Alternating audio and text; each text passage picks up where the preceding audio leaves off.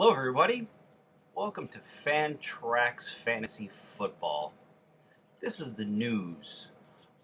First, I would like to thank everybody personally for being part of this league. Now, I would just like to start off by saying that this has been one amazing year.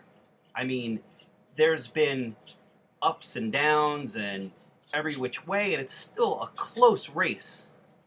I mean, we have just Blaze at the top right now with Knicks just below him. And then everybody else is still contending for a spot. So this has been an amazing year, in my opinion, with Fantrax Fantasy Football. Now, I would just like to say that there might be a fall from greatness this year. We almost had a dynasty going. Fear Boner was last year and the year before as champion, where he might not even be a contender this year. So, wow, that's amazing that Fear Boner might lose his edge. But we'll see. We still got a couple more weeks to go, so anything can happen, like I said before. Now, I would like to take a minute and just go over a couple of the booms and the busts as far as the trading went this season long. Now that the trade deadline is over, we can kind of review these and see who got out on the better end and who just completely just got raped in a trade. So we'll start off with the first trade that I can recall. Now, obviously, I'm not going to go over all the trades, but here's just a highlight of some of the more memorable ones. The first one, we have Just Blaze getting Adrian Peterson, Danny Amendola, and Tony Romo, and in return, he gives up Alshon Jeffries, Stephen Ridley, and Peyton Manning. Now, who knew that Adrian Peterson, all this was going to happen as soon as he picked him up? But he gave up Peyton Manning, and the guy is still on top. So, Just Blaze, even though you didn't do well on that trade, you're still doing well in the league. So, we could just call that one a wash. But who would have known what would have happened if he had Peyton Manning on the league? Maybe he would have just ran away with it. So we can thank Fear Boner for taking Adrian Peterson from him. The second one was Just Blaze trying to make up some ground here now that Adrian Peterson went out. He goes and gets Sean Moreno, Kelvin Benjamin, and he gives up Pettigrew and Adrian Peterson. Well, that was just a complete bust all the way around. Moreno, done. Sean, done. Pettigrew, what was he? I don't even know. Was he even a factor this year? Did he play? I don't know. So that was just a big bust all the way around. Now, the third trade that I thought was the most memorable, which was actually one of my favorite trades of the season, was Just Blaze comes back triumphantly and gets Justin Forsett and Alan Hearns just for a measly Bishop Sankey. Bishop Bust Sankey. Bishop Bust Sankey. I thought he was going to be a great running back this year, first year with the Titans, but no. So, and then Forsett is just an absolute monster. So, since Just Blaze, I thought he made a couple of mistakes, that trade just cleared his name with everything that he's done. Now, here was a trade that was made by Jamie, my wide receiver, and Beige Knight. It was a straight-up trade, Matthew Stafford for Jamal Charles. Beige Knight, what the hell is wrong with you? Are you serious? Stafford? I mean, okay, in his defense, he was kind of desperate for a quarterback, and Charles really wasn't doing what he was supposed to do, so we'll kind of just say that was... We'll just leave that one alone, but yeah. And then Jamie, my wide receiver, goes and trades away the guy that he just picked up, the guy that he just stole, Jamal Charles. I think he had him for like a week, maybe a week. Was it a week? Maybe it was a week. A week. Yeah, he had him for a week. Yeah. And then in return he gets Cam Newton and Alfred Morris. Now Alfred Morris has been all right. He's not Jamal Charles, but he's been all right. And then he gets Cam Newton. Cam Newton has been a team wrecker. A team wrecker. Like Adrian Peterson is a home wrecker. Ray Rice is a home wrecker. Cam Newton is a team wrecker. And that's what he does. He wrecks teams. He just wrecks them. I think in 1 week he threw for like 20%, I think. Yeah. And they keep him in every day. He gets pounded by his offensive line, just lets him just run right over him, and he just gets pounded. He's a team wrecker. That's all I got to say about Cam Newton. He's a team wrecker. A team wrecker. And I'm not saying this because I have him in another league and I started him and I should have been on top of it. All right, so we'll just let this go. And then Jamie, my wide receiver, gets Arian Foster and Roddy White, and in return he gives up Megatron, Reggie Bush, and Jermaine Kearse. Just another day at the chop shop where Beige Knight just gets dismantled. So we'll just leave that one alone too. Now here was one that I thought was interesting. It was a sleeper trade. It was a trade that involved Jordan Matthews for Mike Glennon. This was done by Calamari Capers and the Gaelic Storm. Now, Jordan Matthews has quietly had a great year, and Glennon's not even the quarterback anymore. I just love this trade. I mean, I know that it looked as if he was trying to help out, giving up, but he got a great deal on that one. And then let's see what else. And then we got, this is another trade done by Beige Knight, where he got Ahmad Bradshaw, and he gave up Trey Mason for Janikowski, and then in return he also received Nick Folk, who I don't think he's ever going to start Nick Folk. And then, but up until this point, Bradshaw was having a great year, and then I think Beige Knight got like 4 yards out of him before he got hurt. So yeah, that was another. But moving on, and then here was another one done by Gaelic Storm and Carbo's Giants. Now, Carbo's Giants was desperate for a quarterback. He had a really rough situation going with his quarterback. So he gave up his prize in Aaron Rodgers to get Eli and Cutler. And I think the very next game that he was traded, I think Aaron Rodgers threw like, 6 touchdowns? So Gaelic Storm is looking pretty good with that trade. And then we have a couple of more trades here. And let's see, we have finally, the trade, the last one I'm going to talk about today as far as trading goes, because we're going to move on to different topics, was the trade where Peyton gets passed along. Now, Fearboner was comfortable with his passing lead with his quarterback, so he decided to upgrade at other positions, getting players like Antonio Brown and LaShawn McCoy and a couple other people in the deal, basically giving up Peyton Manning. Well, Carson Palmer ends up getting hurt in the same week, and Peyton Manning and Ryan Tannehill was the other guy involved in the trade. Turned out to actually be an okay trade for the Beige Knight, and it might have hurt the dynasty of Fearboner by making that trade with Carson Palmer going out and him also getting Matthew the Bum Stafford, who can't throw this year for whatever reason. I don't know. Maybe him and Megatron, and he didn't play and they're just not I don't know. Whatever it is. But anyway, those are the trades. I would like to move on now. And to the next topic I would like to talk about is amazing free agent pickups throughout the season. Now here's where I'd like to touch on where players and owners picked up great players who were just sitting out there in free agency. Nobody picked them up before, and then they're just having an amazing year.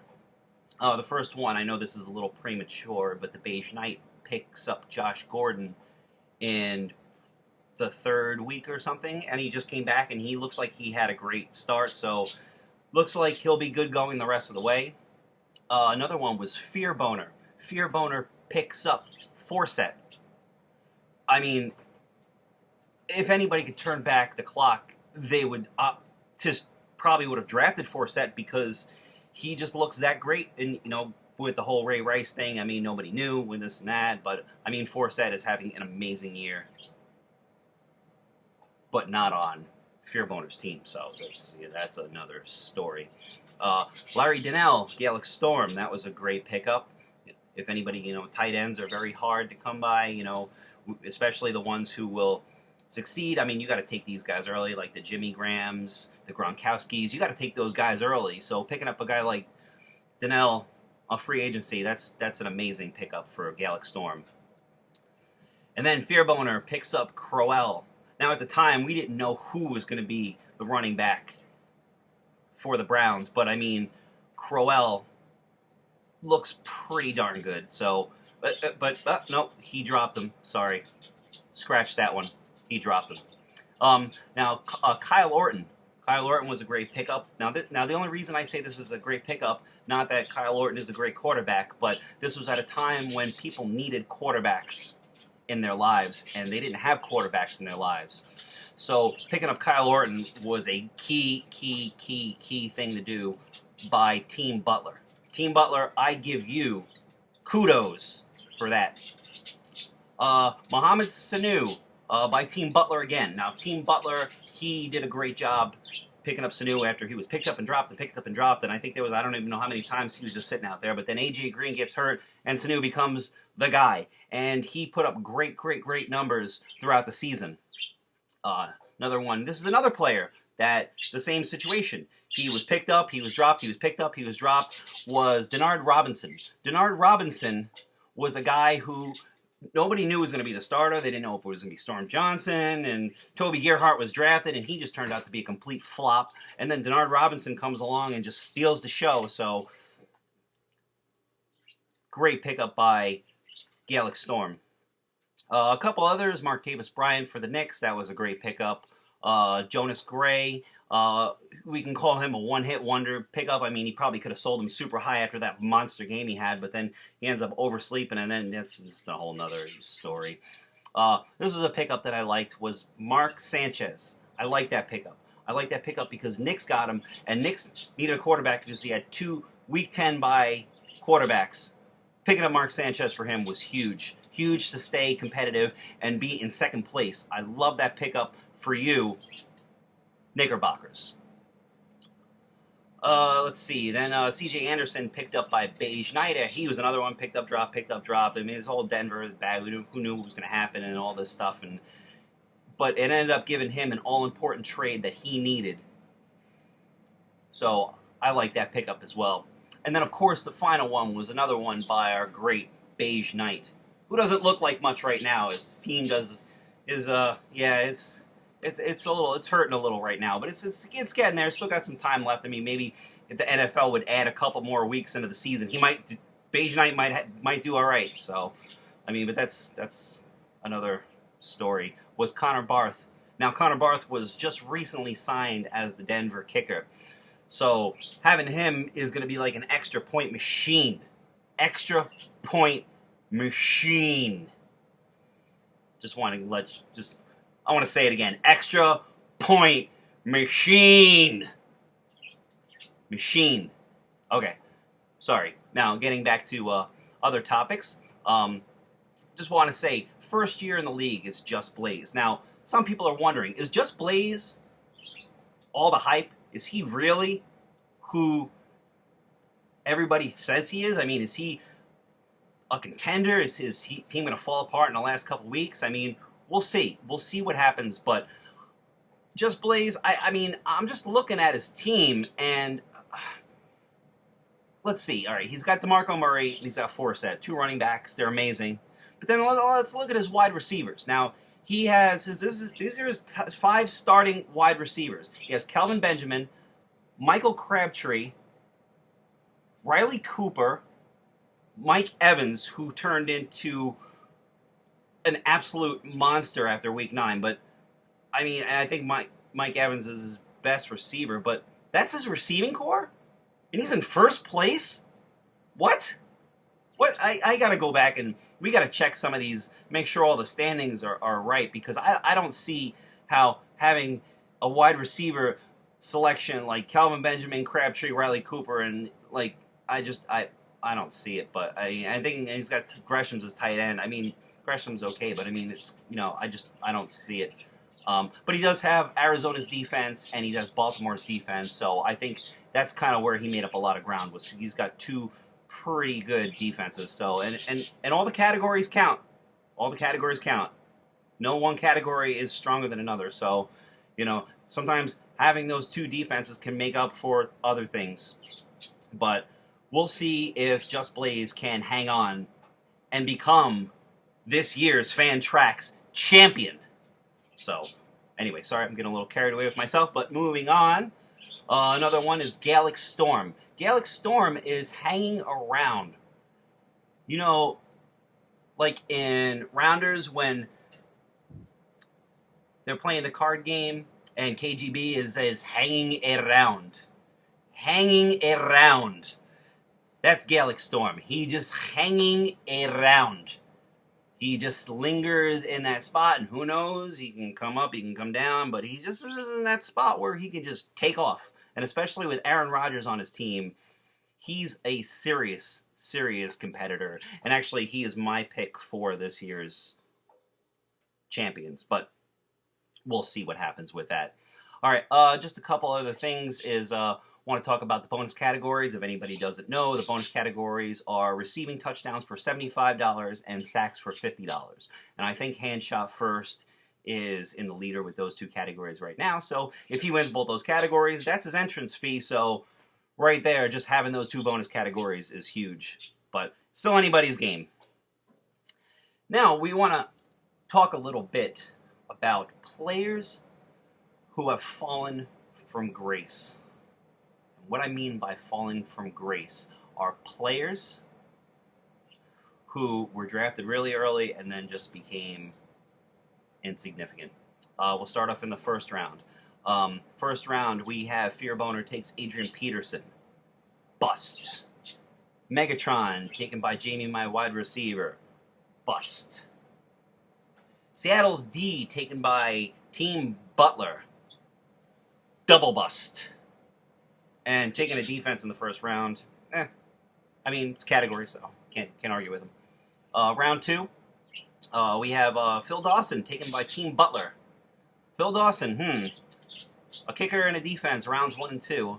I mean, I can't argue with your strategy because you're crushing me right now. And so whatever you did, you're doing something right because you're better than me. So, but still, Phil Dawson, round 2. Round 3. This is more unfortunate, Nick Foles, taken by Carbo's Giants. That was just unfortunate because I was a big Nick Foles fan. He was looking like he was off to another great year, but that was just an unfortunate thing. CJ Spiller, taken by Team Butler. That's a 3 of 4 with the Team Butler bust. But I'm not saying anything bad about Team Butler. Team Butler is ahead of me, like I said before. So, but CJ Spiller. Round 5. Zach Stacy, drafted by the Beige Knight. Zach Stacy, I think he was just dropped. Anybody wants him, go get him. He's all yours. Taken in the 5th round by the Beige Knight. Cam Newton, also in the 5th round, taken by Fearboner. And RG3, two mobile quarterbacks who have just been a complete flop this year. I mean, at least Cam Newton is still playing, even though he is a team wrecker. Cam Newton is a team wrecker. I almost feel as if it would be better if they benched him, because then he wouldn't be a team wrecker anymore. He would just be an insignificant player, but he's a team wrecker. Just saying, team wrecker. And then Reggie Bush, drafted by Jamie, my wide receiver. Man, I feel bad for whoever has Reggie Bush right now. I feel really bad for him. Anyway, moving on. Round 6. Wes Welker, drafted by Knickerbockers. I mean, nobody saw this coming. I mean, first the suspension and then just becoming fantasy irrelevance. I mean, I think a year or two ago, Wes Welker was the man. I mean, he was the man. And now, Wes Welker, he gets targeted so little. I mean, just because they have so many weapons there, it's like Wes Welker is just, sometimes I don't even know if he's on the field when they're playing. I mean, is he playing? Does he play anymore? I don't even know. But those are the what I think were the big busts this year. Now I have one more topic that I would like to discuss. That is Excuse me.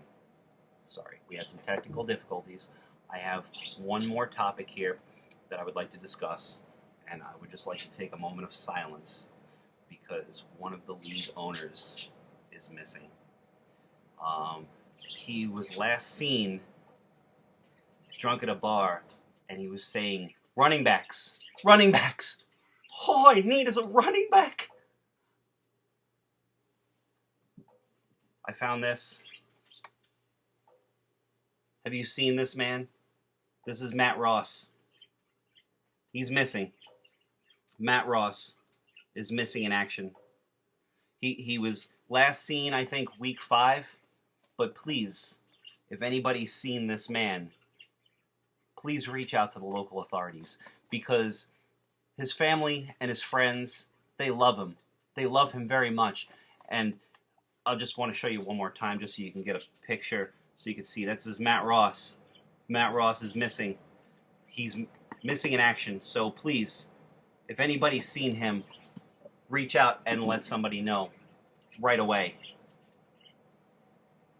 Sorry to bring you such disturbing news, but I would like to wrap this up by thanking everybody for joining Fantrax Fantasy Football this year, and I would like to wish everybody a happy holiday and good night. Thank you.